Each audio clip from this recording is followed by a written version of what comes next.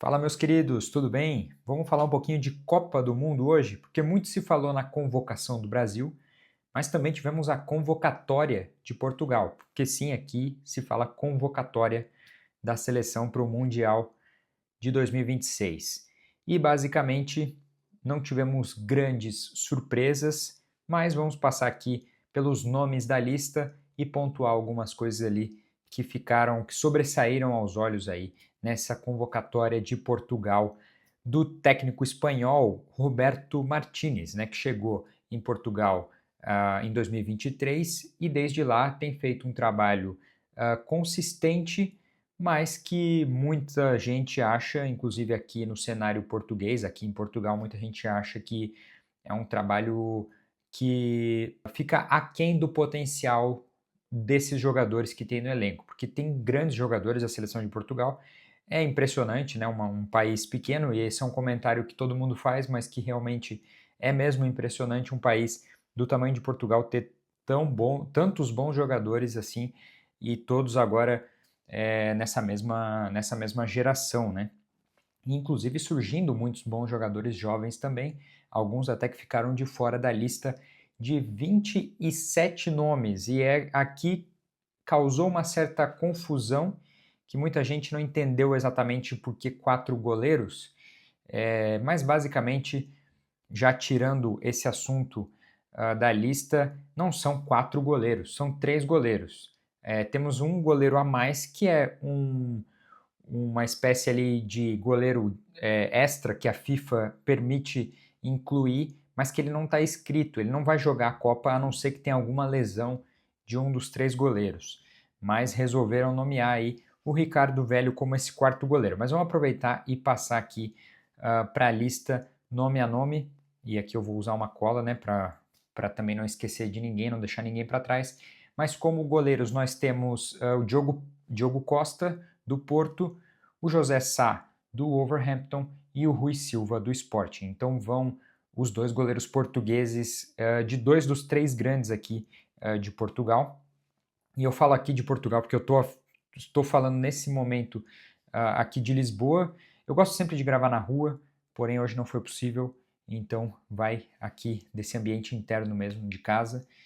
Mas vamos lá, seguindo a lista com os defensores, e aí muitos defensores, assim como outras seleções, né, a gente está vendo um enxugamento da função dos meio-campos ali, ou pelo menos do número de jogadores, para ter até maior volume tanto entre defensores quanto atacantes.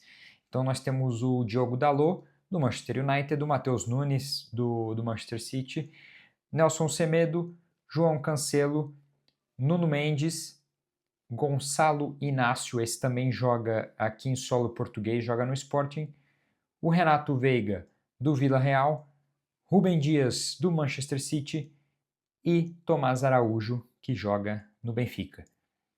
Depois temos no meio-campo, os nomes são de Rúben Neves, do Al Hilal, Samu Costa, do Mallorca, o João Neves, também do PSG, Vitinha do PSG, inclusive o PSG é o time que teve mais jogadores selecionados entre todos os clubes, né?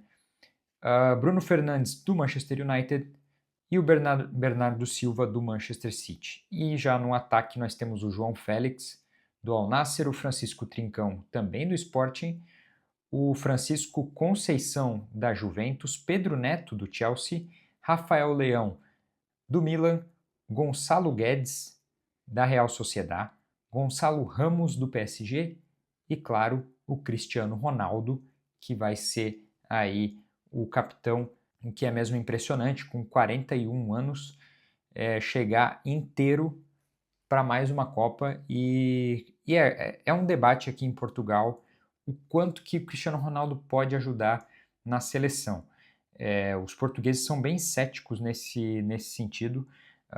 Todos eles são muito gratos ao que o Cristiano Ronaldo, ao nível que o Cristiano Ronaldo colocou, não exatamente não só a seleção, mas também o papel do Cristiano Ronaldo em promover o nome de Portugal, né? É um dos maiores jogadores de todos os tempos e também um jogador muito midiático. Então o português ele é muito grato, mas ele também é cético no sentido de o quanto que o Cristiano Ronaldo pode ajudar aos 41 anos. Então aqui há um certo consenso de que o Cristiano Ronaldo não é um jogador que é titular, porém, e que talvez não seja o grande protagonista, porém que pode ajudar muito, tanto por ser uma figura mais experiente e muito experiente, né?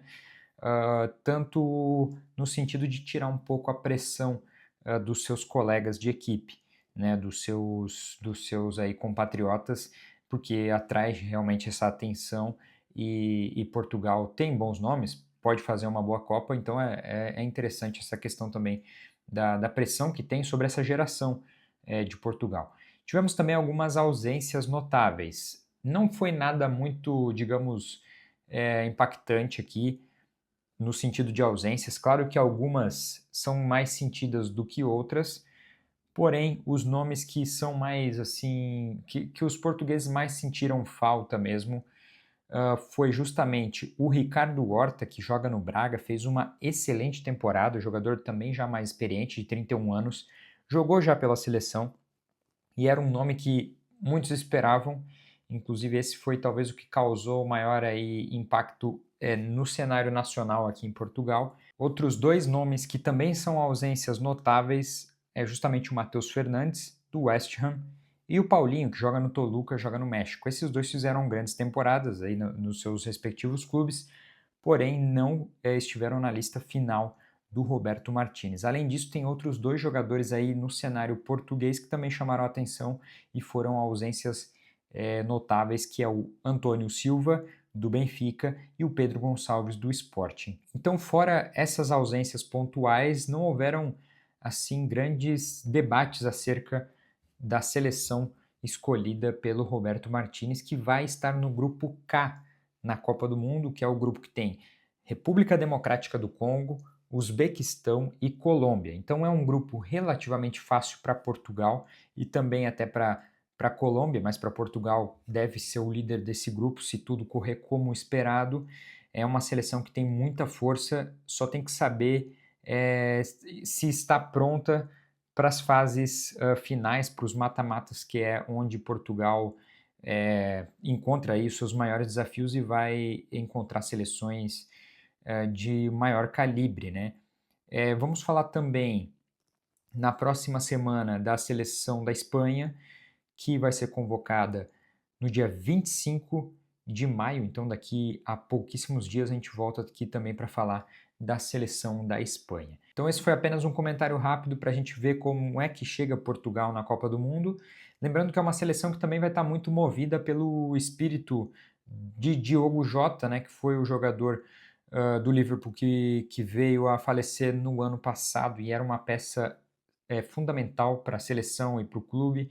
Então é um jogador que é muito citado a todo momento aqui em Portugal, tanto pelos colegas ali quanto pelo treinador, porque é uma figura que vai ser simbólica, digamos assim, nesse percurso de Copa do Mundo de Portugal. Então é isso, até a próxima e um abraço.